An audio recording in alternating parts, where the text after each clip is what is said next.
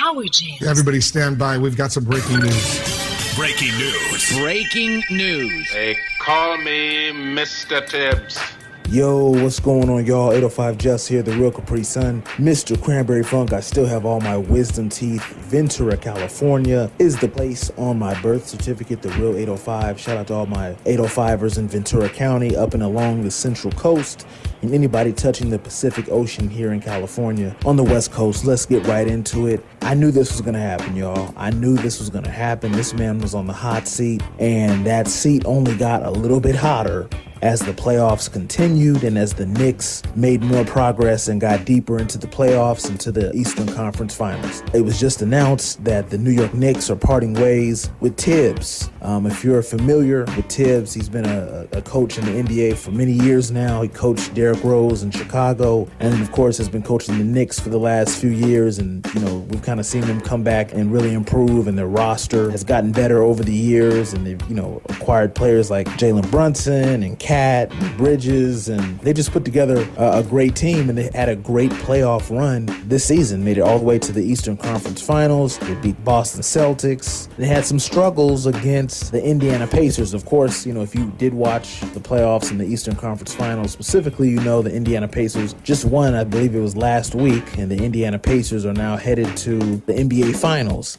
A lot of people, including me, had criticism for the way Tibbs coached the Knicks in the series against the Pacers. Specifically, our criticism came in regards to his rotations. We saw this with the Lakers, and we had to play against the Minnesota Timberwolves. I don't know if it was 2 games. It was 1 game for sure, though, where for some reason, J.J. Redick kept the same lineup in for like the last, if not the last 2 quarters, the last entire 4th quarter. And clearly the guys were tired. You got LeBron out there who's 40 years old, and they're running, trying to keep up with this young Minnesota Timberwolves team. And I don't know if J.J. Redick was trying to prove a point, but he wouldn't sub out anybody. He kept the same lineup in for the entire 4th quarter. It might have been the whole second half, but it was the entire 4th quarter for sure. And of course, the Lakers end up losing that series and get kicked out of the playoffs. Coach Tibbs did a similar thing in this playoffs with the Knicks. I don't know if he played the same guys for the whole quarter, but I do know for multiple games, his rotation was very short. He wasn't reaching to a lot of bench players. I want to say the last broadcast I watched when they were playing the Pacers, they said something like Tibbs was only playing like 7 players. Like, you shouldn't do that during the regular season.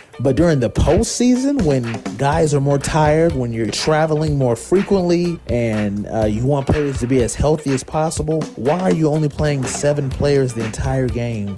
And you might have, 12 to 14 guys on your entire squad, on the entire roster. So if you got 5 on the floor, you may have 6 or 7 on the bench, and you're only playing 7 players, the same 7 people the entire game. And if I'm not mistaken, Tibbs did this multiple times during that run versus the Pacers. I don't remember a lot of talk about it during the when they beat the Celtics and the Pistons, but for sure there was a lot of talk about it specifically during the Eastern Conference Finals against the Indiana Pacers, because if you watch that series, the Pacers have a deep bench, they have a deep rotation, and the Knicks were the total opposite. The Knicks kept playing their normal, starting 5 with maybe 1 or 2 guys off the bench, and I think that includes Cat, Jalen Brunson, Bridges, McBride, Mitchell, their center, OG Anunoby, of course, from the starting lineup. But as far as their bench goes, Tibbs wasn't getting guys the breaks that they needed. And when he would do it, he would sit Cat and Jalen Brunson. You can't sit both of your stars at the same time, and you're struggling against an Indiana Pacer team that, they're going to dominate when you only have backups in, when you only got bench players in.